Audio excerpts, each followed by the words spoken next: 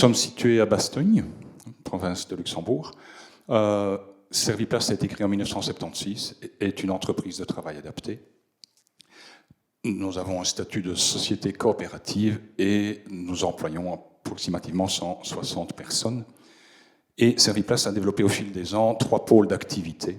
Un pôle industriel où nous sommes spécialisés dans l'injection plastique, un pôle construction et un pôle service. Au pôle construction, nous sommes spécialisés dans 2 métiers, pavage et étanchéité. Étanchéité, donc toiture plate, cuvelage, bassin d'orage, ce genre de choses. Et pôle service, essentiellement parc et jardin et nettoyage. Le pôle industrie, dont on va parler dans quelques instants, est le pôle le plus important, 80 travailleurs sur les 160, et représente à peu près 60% du chiffre d'affaires. Alors au niveau du pôle industrie, notre cœur de métier, comme je l'ai dit, c'est l'injection plastique. On accompagne nos clients de la conception à l'expédition de leurs produits. Et là où se situe le cœur de notre expertise, c'est dans l'optimalisation de l'industrialisation de leur fabrication. Nous ne sommes pas des designers. Par contre, nous pouvons accompagner les clients dès le départ de leur projet afin d'optimaliser la production de leurs pièces plastiques ou de leur fabrication. Puisqu'autour de l'injection plastique, on a développé une offre de métiers complémentaires en assemblage technique, en connectique, impression 3D et packaging également, ce qui fait la transition vers l'offre de services complets. Donc, on accompagne les clients dès l'étude et la conception. Bien sûr, on prend en charge toute la gestion du projet, quel que soit le nombre d'intervenants. Nous travaillons avec énormément de centres de recherche, avec des designers, avec des bureaux, d'autres bureaux d'études. Nous fabriquons l'outillage lorsque le client ne le prend pas en charge lui-même. Tout cela pour amener le projet en production. Et nous allons au-delà, puisque nous pouvons expédier aux 4 coins du monde pour nos clients s'ils nous le demandent. Voilà brièvement présenté notre offre de services, quelques exemples de pièces ou de production que vous avez en photo. Alors, nous sommes un sous-traitant, donc Serviplace n'a pas de produits propres. Nous fabriquons exclusivement les pièces de nos clients dans de nombreux secteurs. Donc j'en ai cité quelques-uns parmi les plus représentatifs. Ce qui nous amène à travailler évidemment énormément de matières différentes, puisqu'on a pour l'ensemble de nos clients plus d'une centaine de matières au travers des différentes fabrications qu'ils nous confient. Nos spécificités, spécialisation petite et moyenne série, pose d'insert et surmoulage. Donc pose d'insert, c'est lorsque ces pièces plastiques comportent un élément souvent métallique. Et pourquoi cette spécialisation? Parce que couplés aux petites et moyennes séries, ce sont des processus qui sont très peu automatisés. Raison pour laquelle nous allons vers cette production, c'est qu'elles nous permettent évidemment la mise à l'emploi qui est la finalité sociale de l'entreprise. Ça ne veut pas dire, comme vous le voyez sur les photos, qu'il n'y a pas d'automatisation chez nous. On essaye d'automatiser nos process quand ils ont du sens, c'est-à-dire quand ils permettent de libérer l'opérateur de tâches répétitives ou de tâches plus fatigantes pour l'orienter vers des tâches à plus forte valeur ajoutée. On a un parc machine qui est composé de 25 presses, de 22 à 300 tonnes. Donc ce sont des presses de petite capacité et de petit tonnage. Nous travaillons, comme je l'ai dit, énormément de matières différentes, en matière vierge, en matière recyclée, biosourcée, biodégradable. Et nous sommes certifiés ISO 9001 et ISO 14001. Voilà pour la brève présentation de l'entreprise. Alors, la transition digitale chez Serviplast a commencé en 2017. Nous sommes également passés par le programme Made Different pour mettre le pied dans ce processus. Ce programme qui nous a permis, au travers d'un audit, le FOFSCAN comme il l'appelle, de pouvoir identifier d'une part quel était le degré de maturité numérique de l'entreprise et puis surtout d'identifier des axes de transformation prioritaires. Et c'est au travers d'un projet que nous avons baptisé SE Carré que nous avons entamé cette transformation, cette transition, on utilise l'un ou l'autre des termes. SE Carré, pourquoi? Parce que c'est un projet qui a rassemblé d'autres composantes de l'entreprise, sociale, environnementale et économique. Environnementale parce que nous sommes aussi dans une transition énergétique comme beaucoup d'entreprises aujourd'hui. Et économique, c'est dans ce volet-là que la transition numérique s'est inscrite. En 2019, après un premier travail avec les équipes sur le terrain, on a voulu concrétiser cette transition numérique au travers de quelques projets concret. Pourquoi? Parce que plutôt que de venir avec un grand plan et des grands projets tout faits auxquels les opérateurs avaient peu ou pas participé, il nous a semblé plus intéressant de rendre concret cette démarche et de pouvoir aussi nous faire la main à cette transition et à cette gestion de projet. Vous n'ignorez pas que dès que l'on parle de changement, ce n'est pas les éléments techniques le plus compliqué à gérer, c'est bien tout l'accompagnement des équipes. Et donc on a voulu sur le terrain concrètement amener 2 premiers projets. Le premier est évidemment eWatch, que je vais expliciter davantage. On a également initié à cette époque un autre projet de digitalisation de nos process en lien avec la maintenance de nos outillages. 2020 était une année un petit peu de pause, je ne vous en donne pas la raison évidemment, et en 2021, dans le cadre du renouvellement de notre ERP, on est avancé sur 2 aspects complémentaires à ce qui avait été initié, à savoir le pointage en temps réel et l'aide aux opérateurs au poste de travail. Donc, dans le cadre, on s'éloigne un petit peu évidemment ici de la captation de données, mais les données elles peuvent aussi circuler dans l'autre sens, c'est-à-dire amener au poste de travail des fiches produits, des fiches qualité, et toute une série d'informations qui permettent à l'opérateur d'être un peu plus autonome directement au poste de travail. Pour parler du projet eWatch, les besoins, notre premier besoin était d'abord celui de gérer nos consommations. Donc, quand je dis de gérer nos consommations, c'était d'abord de savoir quelles sont nos consommations réelles.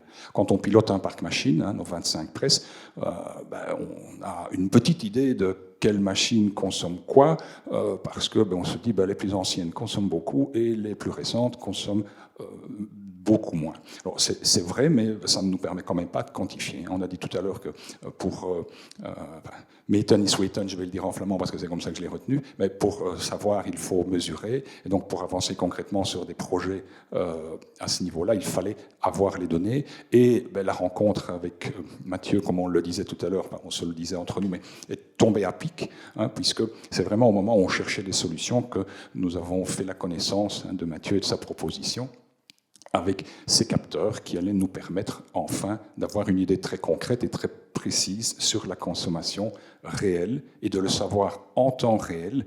Comme Antoine l'a mentionné, je pense que c'est un avantage extrêmement important de ce type de solution, c'est qu'on a à tout moment une vue exacte, précise, en temps réel sur nos consommations.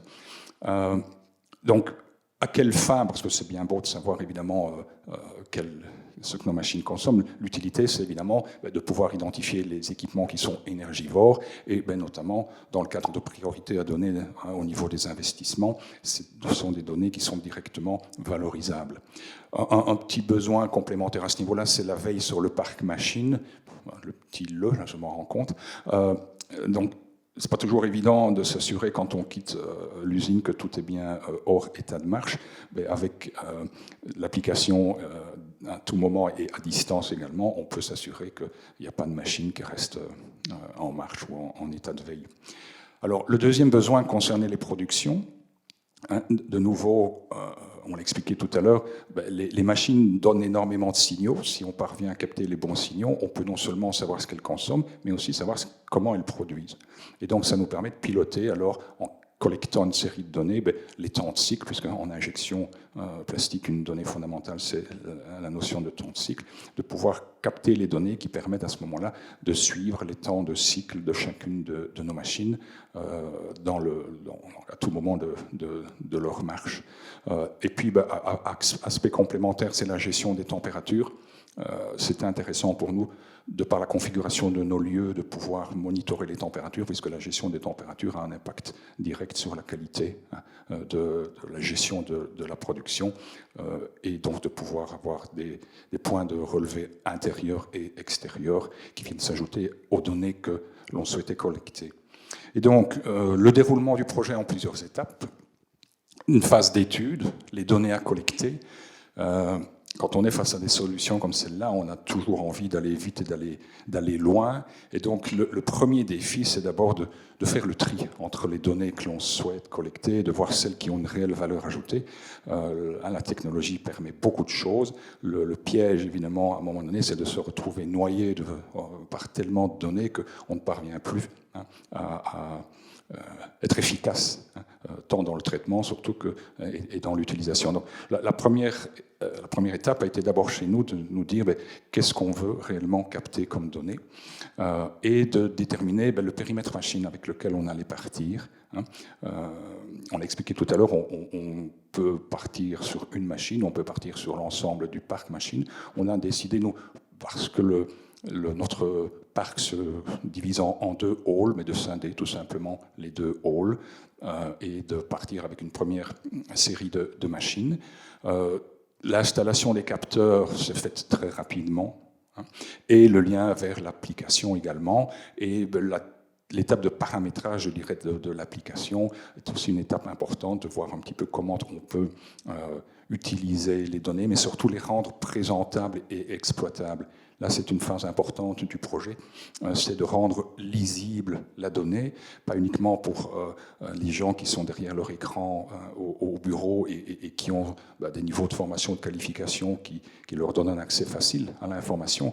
À notre niveau, une étape importante était de la rendre accessible et lisible à tout l'encadrement et étape à venir encore aux opérateurs également.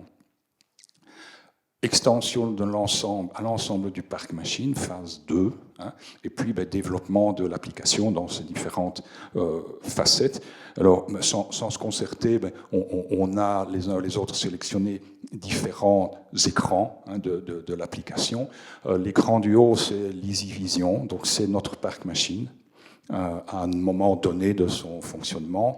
Un des avantages, Antoine a insisté là-dessus aussi, c'est l'accès en temps réel en zone de production. Vous avez vu dans la vidéo, on voit un écran à un moment donné. C'est un endroit dans nos zones de production qui rend directement visible par le technicien, par le brigadier ou par un opérateur si éventuellement il y a un défaut qui se produit sur une de ces machines parce que l'état de couleur, donc l'état de la machine change sur l'écran. Il y a tout le contrôle alors des presses en tant que tel, avec différents écrans, différents modes de présentation. On a les températures qui apparaissent également sur l'EasyVision. Et puis, on a également une comparaison des périodes antérieures, ce qui permet aussi de mesurer un petit peu les résultats et de les rendre visibles. C'est l'écran du bas que vous avez là, le screenshot.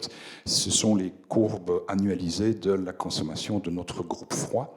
Vous voyez en bleu, quand ça a commencé en 2019, la consommation des derniers mois, et en noir, la consommation de l'année 2020. Donc vous voyez que nous avons été pratiquement à l'arrêt au tout début du premier confinement.